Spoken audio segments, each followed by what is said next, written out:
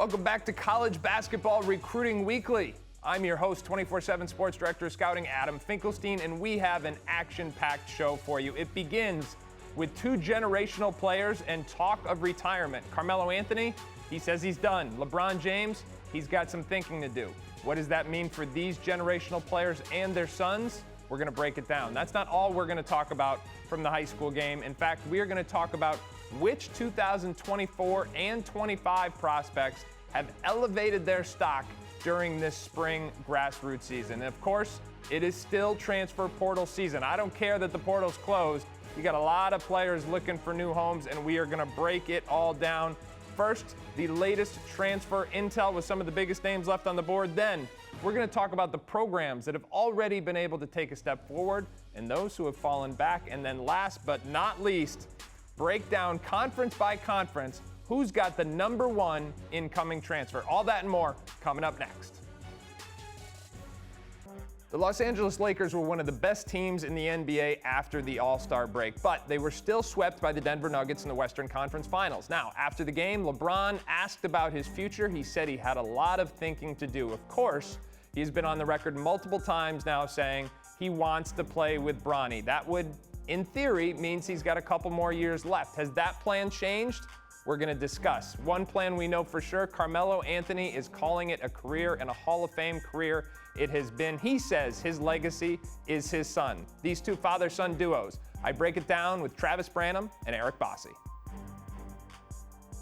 All right, guys, first things first. Do either of you think LeBron is actually hanging up? Because I don't. I think he's coming back 2 more years. What do you guys think? Bossi, start with you. There's no doubt in my mind that he's coming back. Now, may he take some time off at the beginning of next year and not feel such a rush to get back and, give his body a well-deserved break after 20 years in the NBA. I can see that happening, but I really think that eventually playing with Bronny is something that is clearly very important to LeBron, so I don't see him hanging it up before he gets that chance. Trav, what's your take? Same. There's no doubt in my mind he'll be back. Maybe he does take some time off. Maybe he takes a season off. But he is absolutely going to be playing at least one season with Bronny. Yeah, and the other thing, too, guys, is he is signed. He's got a player option for the second year. But if he takes that player option, he's going to get $97 million to play basketball for the next 2 years. And I know he doesn't need the money. I know he's got an incredible amount of investments and things outside of basketball. But that's a lot of money to leave on the table, especially when the plan has always been to get through 1 year with Bronny. It's going to be really interesting, though, as I've said time and time again. I think Bronny's NBA upside is tied to whether or not LeBron pairs the two together. And if we know anything about LeBron James, he is as influential a basketball player as I think the sport has ever seen. I mean, he understands how to put leverage on front offices and dictate what happens. I think maybe he wants Kyrie Irving this year, and I think maybe he wants Bronny the year after that. We'll see if he gets it. All right. Moving on, Carmelo Anthony, he says his son is his legacy. Bossi, you've had a chance to watch him a little bit. What are your thoughts? It's pretty surreal for me because watching Carmelo come up in back when he was the same age as a rising junior in high school was my first summer out on the road doing this in the summer of 2000. So now Carmelo's retiring and we've got Kiyan coming along, and Kiyan is a kid who this time last summer he showed some potential, but he's still had a long way to go. But he's really, really taken things up another notch this year. He's grown to about 6'4". He can shoot it. He's gotten significantly more athletic. He's a guy that we've already got ranked in the top 60 range that I think we need to talk about moving into at least the top 50, if not the top 35 or so range. So he can really play. Now, of course, it doesn't get any easier when Dad says publicly for everyone to see, hey, guys, he's the one. It's all on him now. But, we'll see how it goes. And he can really play. This isn't just a case of a guy with a superstar last name. He's a guy with some real game. Yeah, I remember seeing him last year thinking like, okay, that's Carmelo's kid, but we don't really know what to make of him yet. But he really is starting to turn potential into production on a fairly rapid rate. Trav, anything to add on Kiyan?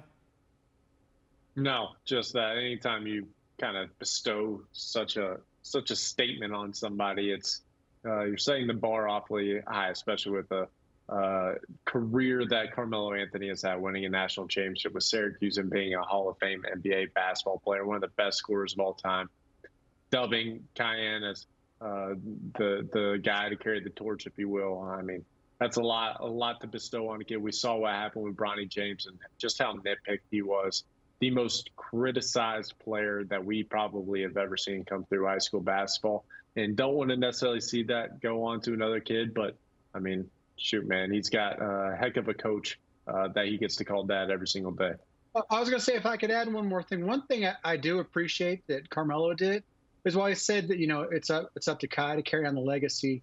I think he also went out of his way to point out that no matter what he does and where things take him, he's proud of him every step of the way. So I don't think he put quite as much pressure on as we've seen with LeBron when he says, Bronny's going to be playing with me in the NBA in 2 years. Yeah, I agree with that. I think that there was a difference. All right, for more on Bronny and Kiyan, you can check out the graphic behind you. And as always, visit 247sports.com.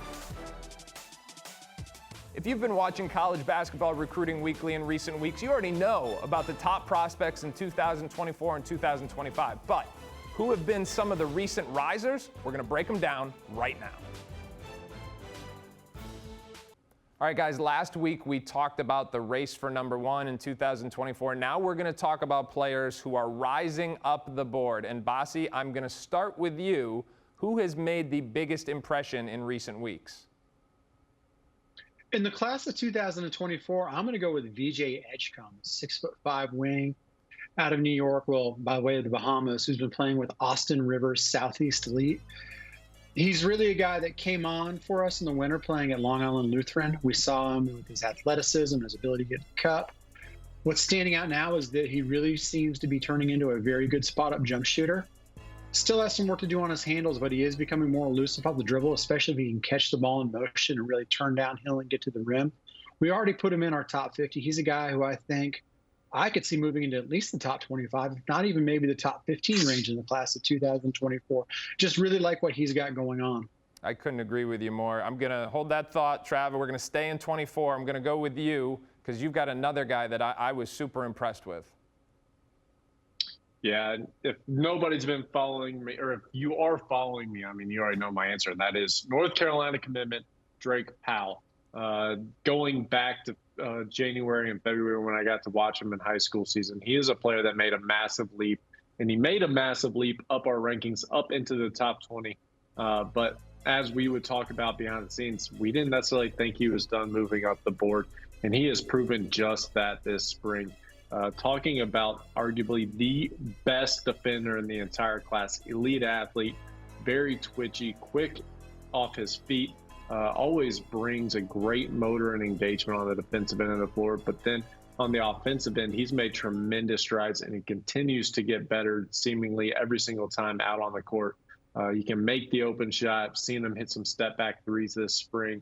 Will get downhill, but something that really stands out. He's a very unselfish passer. Sometimes he's almost too unselfish, but very mature decision maker, gets others involved, just plays the right way. And at the end of the day, what he does is impact winning. So to me, he was the biggest riser back in this winter, but he is now one of the biggest risers this spring. Yeah, co-sign that one too. When Bossi and I were in Dallas a couple weeks ago, I watched him have 8 points in a game. You would think I would walk away and say, geez, he's not very good. But I walked over to Bossi and I said, are there 10 players better than him? Even though I just saw him have 8 points. I mean, he didn't play very well. That's the thing. You watch a guy and he doesn't play well and you still say, geez, he's got a shot. Really impressive. All right, the player I'm going to highlight isn't quite as high profile as those two, but I think he's made a very significant jump this spring, and that is Sir Muhammad. He's playing for Team Curry and the Under Armour Association, and what's been notable this spring is that they've put the ball in his hands. In high school, he was a wing, strong body. You saw the physical, maybe versatile two-way wing. In UAA, he's been a big lead guard. Now, I'm not saying he's going to play the point at the next level, but what I am saying is his passing ability, his recognition and awareness in terms of reading the floor, ability to make plays for others, whether you call him a point guard or he becomes a second side pick and roll player, it's certainly added another dimension to his evaluation and is going to be, in my mind, a reason why he's going to jump up. All right, those were in the class of 2024. Now, in the class of 2025, we know it starts with guys like Boozer, Flagg, Peterson, Pete, but there have been some players that have made their mark and are climbing up. Bossi, who do you like in this spot? I'm going with Nate Immense, a 6'7" small forward out of Virginia, who's really impressed on the 16U level of the Adidas 3SSB circuit. He's skilled. He can step out and stretch the floor a little bit. He's got some inside-outside ability. You know, I like to be careful with player comparisons, but I saw an awful lot of Michael Porter Jr. at a young age, and Immense certainly has some of the same traits to his game. And he's a guy that I think could be in at least the national top 25 to 35, maybe even better in the class of 2025. Oh, high praise. All right, Trav, the top 2025 riser in your mind, who you got? Nico Bundalo, a big man out of Ohio, actually of Russian descent, but a 6'9" lefty that can stretch the floor, place inside and out, willing to get physical. He's tough, has a high IQ, and not only can he stretch the floor and do pound the ball inside, but he also can create off the bounce, hit off some step backs, and has some deep range. Actually got to see him against Nate Immense, and both were spectacular. All right, I'm going to go with Mustafa Thiem from that Austin Rivers Southeast Elite team that also features VJ Edgecombe. When you talk about mobile 7-foot rim protectors, this guy jumps right off the page. Playing up at the 17 and under level, one of the best defensive big men I have seen in the class of 2025 so far this spring. Really impressed by his ability to just put a lid on the cup, but he can also change ends of the floor. He's mobile enough that he should have some versatility relative for a 7-footer when it comes to getting out and being able to defend ball screens. His defense is ahead of the offense right now, but I thought the hands were okay. There was some touch to develop, so certainly a prospect to keep an eye on in the class of 2025. Of course, for much more on all of these guys, you can visit 247sports.com. Caleb Love, he's back on the board. Ernest Uday, maybe he's not going where we thought after all. And Cam Spencer, nobody told him the portal's closed. He said, wait a minute, I'm a grad transfer. I get to keep going. We're going to break down some of the best available names left in the portal right now. Caleb Love, he's not going to Michigan. He's not going back to North Carolina. Bossi, do we have any idea where this guy's going? You know, this is an interesting case because Love is a deal that when he went through the portal the first time and selected Michigan, he was completely quiet. The schools around him were completely quiet about his recruitment, and that was at the request of Caleb and his family. And that same request has been made again. So if you're recruiting Caleb Love and you want to find a way to shoot yourself in the foot real quick, go ahead and start leaking out information about how good you're doing with him, which is normally how we get some of the stuff, right? Late last week, Travis wrote an article about some potential landing spots for him that would fit. He included places like, I think he had like Arizona, Louisville, Indiana, a bunch of places. You know, I could see places like Alabama or UConn, Baylor, anyone in that thing kind of being a fit. But for right now, it's a little bit of a mystery, and that is exactly how Caleb Love and his family want it. All right, now one guy that we thought we had an idea of where he was going to go was Ernest Uday. But that may not be the case anymore. Is that right, Trav? That is right. He took a visit to Duke last week, and just about everybody in the industry was anticipating a commitment out of Uday to go to Duke to fill their final roster spot. He made for a perfect fit alongside a guy like Kyle Filipowski to protect the rim and rebound, set screens. But over the weekend, it's starting to sound like this thing is starting to open up quite a bit. And these other teams are going to get their shots, first and foremost being Kansas State, and also TCU is expected to be getting a visit. But dates on those are still TBD. So stay tuned as this one kind of, again, takes a turn that not many anticipated. All right, so my play, Kyle Filipowski and Mark Mitchell at the 5 and the 4 campaign remains alive.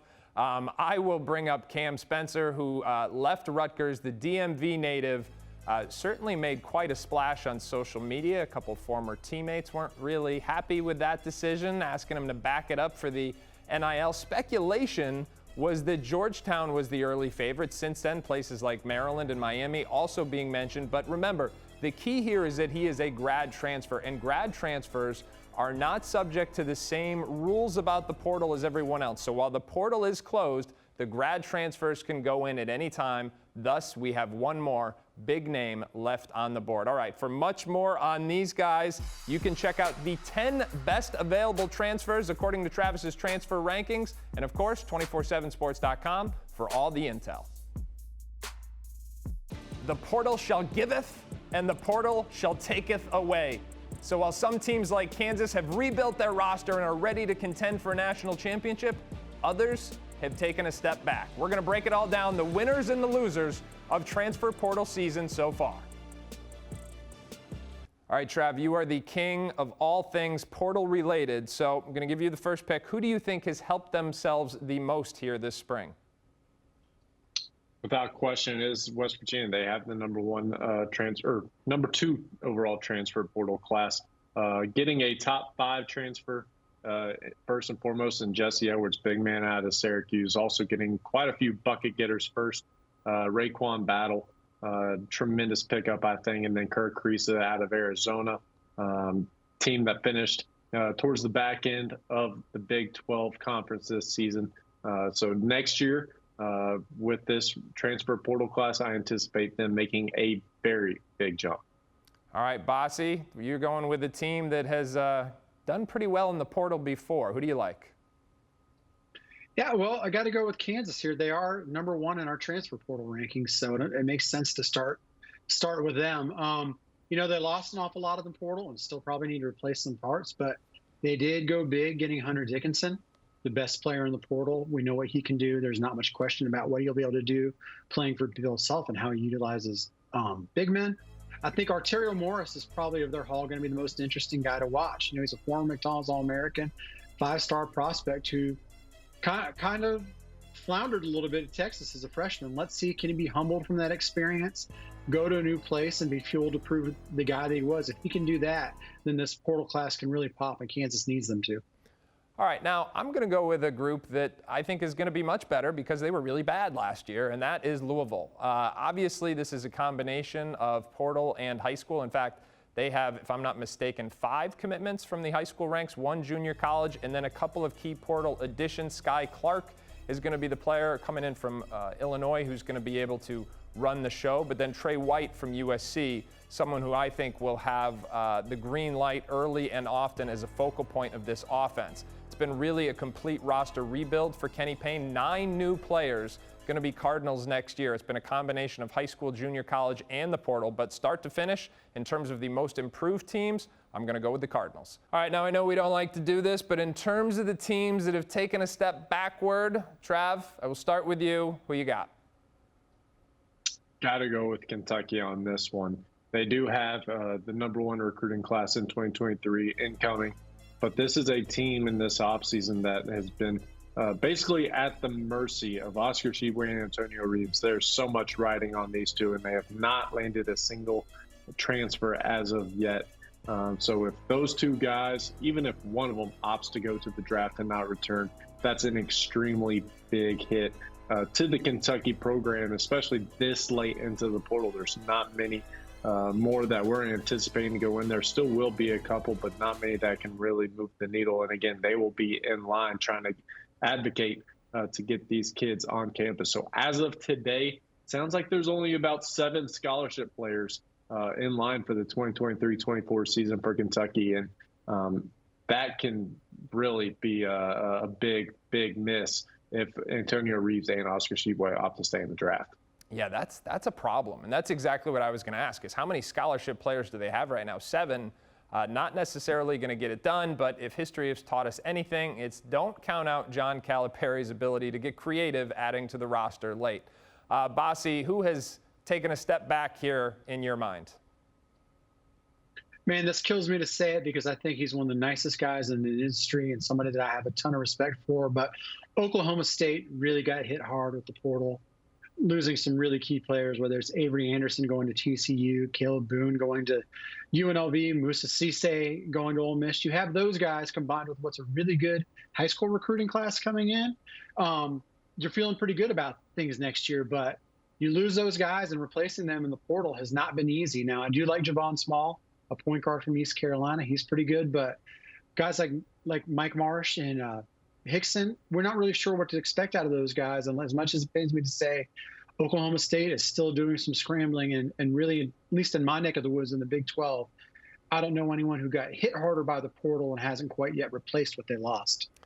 And the team I will go with is, again, don't like doing this, but it's pretty obvious that Michigan has not had a great portal season. We just talked about Caleb Love committing and then decommitting. Hunter Dickinson, he's the #1 player in Travis's portal rankings. He's going from Michigan to Kansas. But on top of that, then they have Papa Conte, a 4-star big man out of the high school ranks. He decommitted. Kobe Buffkin, someone that at the beginning of the year was not expected to be on the NBA radar. He's going to the draft along with Jet Howard, projected to be a first-round pick. So all of a sudden, this Michigan team that missed the NCAA tournament last year is without some of the weapons they were anticipating being able to build around in that 2023-24 season. All right, for a review of all of our picks, both good and bad, you can check out the screen behind you. And as always, we will have all of the portal coverage on 247sports.com. Now, of course, when it comes to the winners of the portal, it's all about conference play. How does the teams in the Big East fare against each other? How about the Big 10, Big 12, SEC? Well, we are going to break down the best incoming transfer in all 6 power conferences. Now, speaking of Hunter Dickinson, we are going to break down the best incoming prospect, or transfer player, I should say, in each conference. And when you're the #1 overall player in the portal, you're probably going to be the #1 incoming transfer in the Big 12. So, Bossi, I will yield to you on the Southpaw big fella. Yeah, what more is there left for us to say about Hunter Dickinson at this point, right? I feel like we've spoken an awful lot about him during this show, but he's big, he's strong, he's really, really tough in the paint, skilled. I think we're going to see him extending his range a little bit more this year at Kansas. He showed some baby steps moving forward with that last year at Michigan, but we've seen what, like I said earlier in the last segment, we've seen what Bill Self does with big men.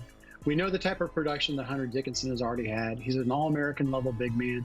I wouldn't be surprised to see him on a lot of preseason All-American lists, maybe even some preseason Player of the Year favorite lists. He's going to be really good at Kansas. And it marks a little bit of a return to styles of old for Kansas that has historically had some dominant big men inside and played small ball this past year. So it really does mark a return in terms of a style of play. Trav, you're going to go with another big man, but much more of a high-risk, high-reward type proposition in the Big Ten. Yeah, Khalil Ware, headed off to Indiana, is the best prospect in the entire transfer portal, but he comes with a ton of boom or bust potential. If he hits, this is a guy that can score from all 3 levels. He's a good passer, something that I think has gone underappreciated. He protects the rim, switches on the perimeter, tremendous hands touch, physical tools, just the complete package.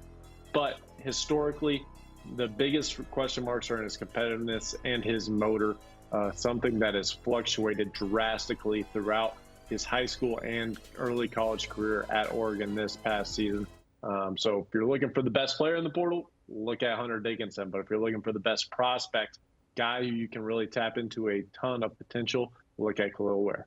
Yeah, couldn't agree more with that. All right, in the ACC, I'm going to go with J.J. Starling, one of the first transfers to come off the board, giving Red Autry a significant boost of momentum as he takes over that program. And it's really been, I think, a spark for what we've seen Syracuse try and rebuild the talent in this roster. J.J. Starling, a local upstate New York product, didn't shoot the ball as well as we expected this year at Notre Dame. Seemed like his mechanics tweaked a little bit from what we saw in the high school level, but we know this guy can get buckets. We know he can play to win.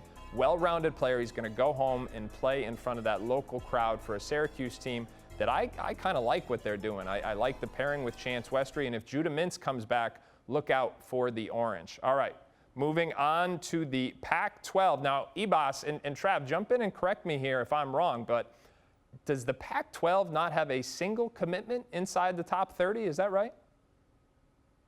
That is correct, and the Pac-12 as a whole has really struggled in the transfer portal. And the best guy that's coming, I think, is Fardaws Aimaq at Cal. We really didn't get to see what he was capable at Texas Tech this last season because he was injured for much of the year. When he came back, he had some issues to work with getting into shape. But, man, this guy is massive. He can really rebound the ball. He's got some scoring ability. He's got a lot of experience. I think he'll turn 24, maybe even 25 during this year at Cal. So he's well seasoned. as I would like to say. Really, really like that addition, and Mark Madsen making some nice news in his first spring on the road for Cal.